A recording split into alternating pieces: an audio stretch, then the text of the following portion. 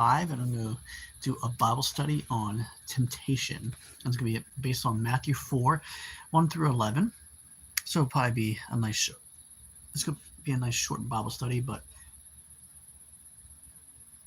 feel free to write in the comment section, because afterwards I'm going to do some questions, and feel free to answer them, going live or not going live.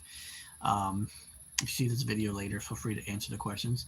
If you haven't done so, feel free to subscribe to Bible Nugget 2.0 on YouTube. Also, like and share videos.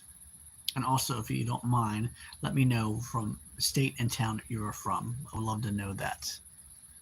But I'm going to do Matthew 4, 1 through 11. So I'm going to read that real quick. Then Jesus was led by the Spirit into the wilderness to be tempted there by the devil. For 40 days and 40 nights, he fasted and became very hungry. During that time, the devil came and said to him, "You are the Son of God. Tell these stones to become loaves of bread." He told them, "No, the scriptures say, please do not live by the bread alone, please do not live by the bread alone, but by every word that comes from the mouth of God." Then the devil took him to the holy city, Jerusalem, to the highest point of the temple, and said, "If you're the Son of God, jump off, for the scriptures say, he will order his angels to protect you, and then he will hold you up with their hands, so you won't even hurt your foot on a stone."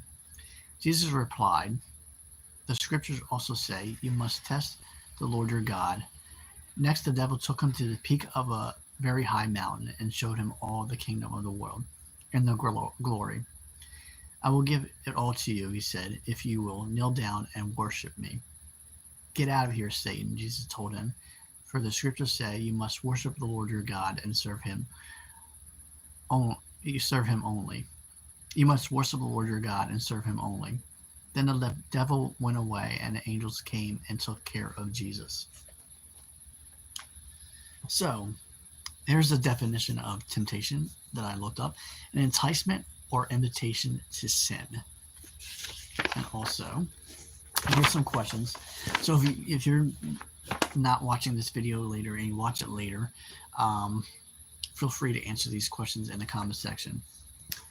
Why did God allow Jesus to be tempted by the devil? I feel like, so I'm going to say that question again. Why did God allow Jesus to be tempted by the devil? I think it was done on purpose to show the human side of Jesus, that he can be tempted just like everyone because he was fully human and fully God. That's just my opinion. Here's another question. Why is it so important to fast? Sometimes we're fasting, we're giving up something to be closer to God and a relationship to God. So I think when you go through that experience, it actually strengthens your relationship with God. How does the Bible allow us to fight the attacks of the devil? I just think of when you read the Bible, you just get encouraged, influenced, and it strengthens your relationship with God, and that's why it helps your attacks with the devil, against attacks of the devil. Are there ways, or have been times you've been tested by God to try to get what you want? When we say, are there ways, or have been times you've been tested by God to try to get your way? Probably. I don't really have anything offhand right now I can think of, but I would probably say so.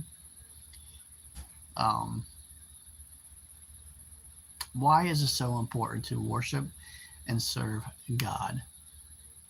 I think worshiping, you're praising God, and when you serve God, is just another way of drawing closer to God.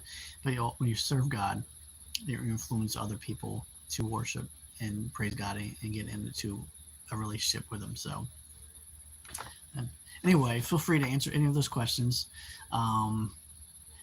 In any of my videos, especially this video, feel free to let me know what state and town you're from. I would love to know that. So, everyone have a great rest of the night, and feel free to share this video, like it, subscribe it, and let me know state and town you're from.